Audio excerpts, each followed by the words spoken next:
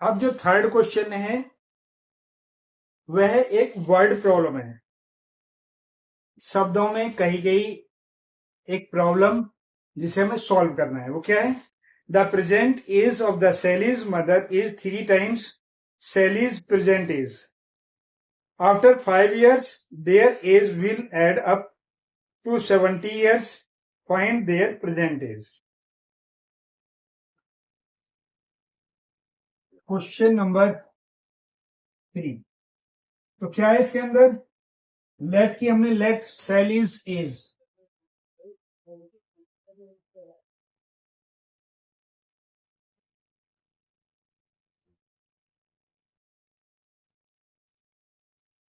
सैलीज age कितनी हमारे पास में? एक्स। तो मदर्स एज कितनी होगी?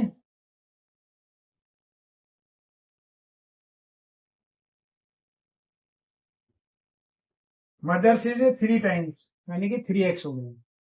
After 5 years। अब आप अपने लिए सोचिए कि अब जो भी एज है आपकी, मान लीजिए 10 साल 20 साल, वैसे नॉर्मली आपकी साल 14 या 15 साल के आसपास होगी। नॉर्मली जो एज है आपकी 14 या 15 साल के आसपास होगी। अब मैं पूछता हूँ 5 साल पहले कितनी थी, तो हमें 5 घटानी पड़ेगी। और मैं कहूँ 5 साल बाद आपकी एज कितनी होगी, तो आपको 5 जोड़नी पड़ेगी। मान लिया कि आप 14 साल के 14 ईयर्स के हैं। मैंने क्या, आफ्टर 5 years कितने हो जाएंगे? 19। और बिफोर 5 years कितने थे? 14 - 5 9। क्लियर हो गया? तो यहां पर हमें यही चीज देखनी है। आफ्टर 5 years सालिल सेज कितना हो जाएगा हमारे पास में? x + 5। और मदर सेज, मदर सेज कितनी हो जाएगी? 3x + 5। अब अकॉर्डिंग टू क्वेश्चन, क्वेश्चन के अकॉर्डिंग क्वेश्चन कह रहा है after 5 years their age will add up to 70 years। यानी दोनों को अगर हम जोड़ देंगे, दोनों के एज को अगर हम जोड़ देंगे, यानी एक हमारे पास में x + 5 है, दूसरी कितनी है हमारे पास में? 3x + 5 है।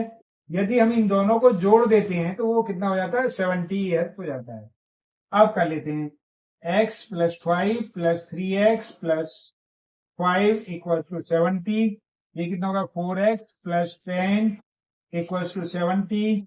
4x = 70 - 10, 4x = 60। तो x = 60/4। तो x = कितना होगा? 15। सैली की एज कितनी है? सालील से 15। तो मदर्स कितनी होगी? मदर्स एज कितनी होगी हमारे पास में? 3 × 15 = 45।